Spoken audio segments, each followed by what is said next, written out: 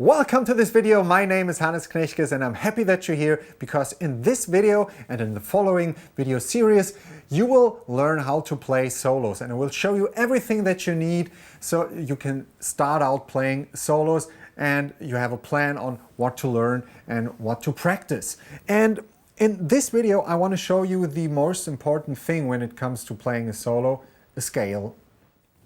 You probably know or maybe know one or two scales or even more. That's cool, but I think there are several things that you have to keep in mind while playing a scale and then play a solo, because even if you already know a scale, you probably are a little bit frustrated because you don't know what to play or how to play the scale to make it sound good. And this is why you're here. I will show you in this video how to play the major scale. In this case we are going to play it in the key of G, but I tell you, if you know the scale in the key of G, you know it for all the scales. That's a cool thing on guitar because you can just shift your scale up the neck and then you can play that major scale everywhere. It's always the same fingering. So let's start out.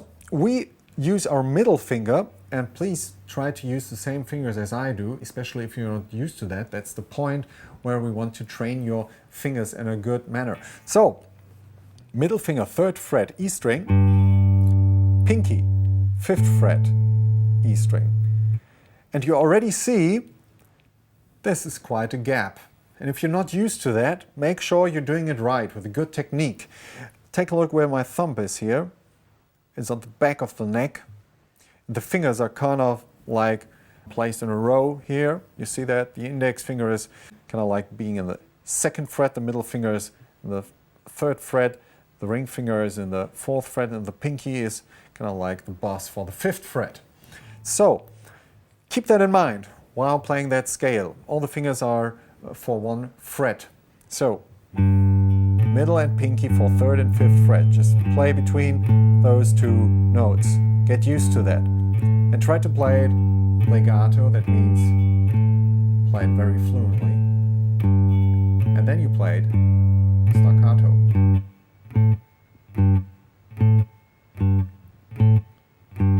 And again legato.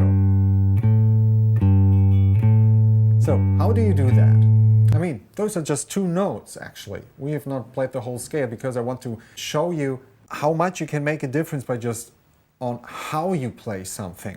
When you play staccato, short notes, play the 3rd fret with the middle finger here, and right after you pick the note, just release the pressure so the note dies. You know, I don't lift up the finger from the string, I just release the pressure. I'm still in contact with the string, so it just gets muted. I don't mute anything with my picking hand. So, and then you do the same thing with the pinky.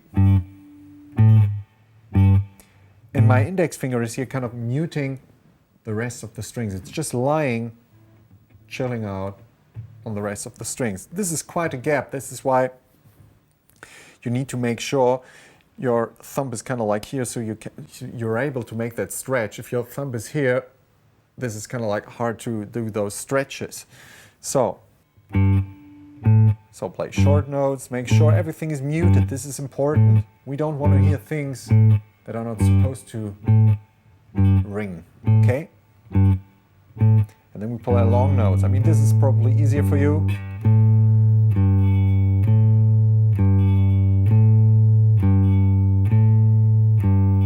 Just keep the note as long as possible. Just release the pressure from your finger when the other finger is working, just in the very moment.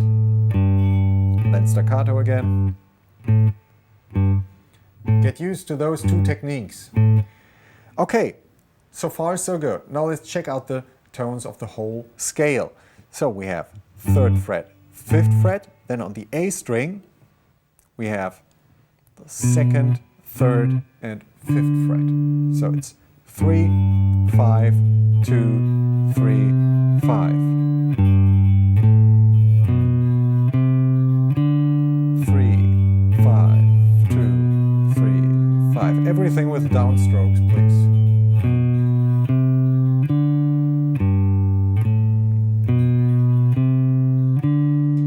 then on the D string and the G string, we play 2nd fret, 4th fret, 5th fret with the index, ring and pinky.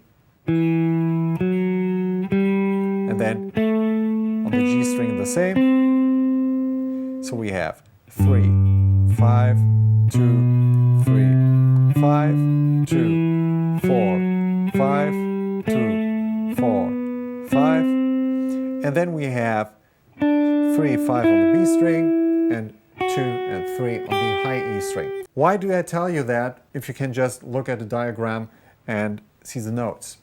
The thing is, as I said before, you can play the notes in certain ways, short or long. And then you also need to consider that you mute the strings you don't want to hear. So when you played the E and A string, for example, my index finger mutes the rest of the strings. It's just lying there, you know? Even my pinky is kind of like muting the next door strings, the neighbor strings. Muting is everything when playing a solo, not playing the notes you don't want to hear, you know? So we have 3. And when playing the 2nd fret of the A string, I'm also muting with my index finger the low E string a little bit. I'm just touching it tiny little bit, you know? So the E string is muted. Those are really small details you should consider when you have trouble with ringing strings you don't want to ring, or notes ringing throughout you don't want to ring out. So just keep that in mind, that muting is so important. When I left the E and A string, I'll also mute those strings with my palm here on my picking hand, because I'm just lying on those strings here.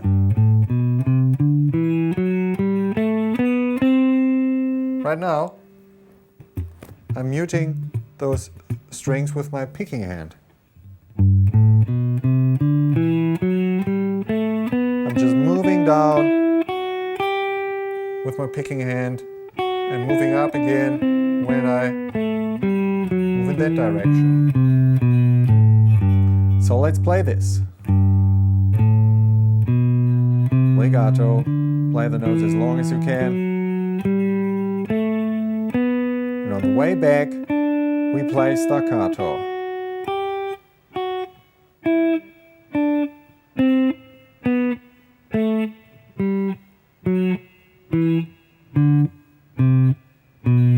And again legato.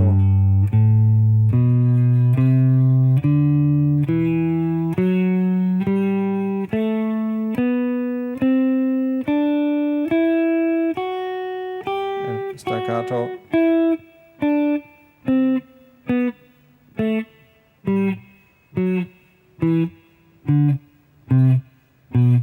And keep in mind, play legato, that your hand needs to be in a real open position, I would call it like this. So your fingers are able to stretch that far. Like when I'm playing chords, my hand is more like this, but when I'm playing like a line like this, a scale like this, my hand gets into a different position. The thumb moves behind the neck, more or less. So just make sure you consider all those small details which make a big difference in the end. And now you just played one scale, and of course it's just a scale, but it's so important to really know those notes by heart.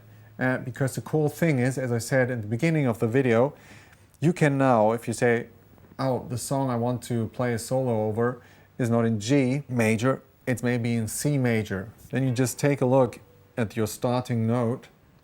This is the G. You can go to G sharp, A sharp, B. Oh, there's the C. Then you play the same fingering and you have the same thing going on in C major.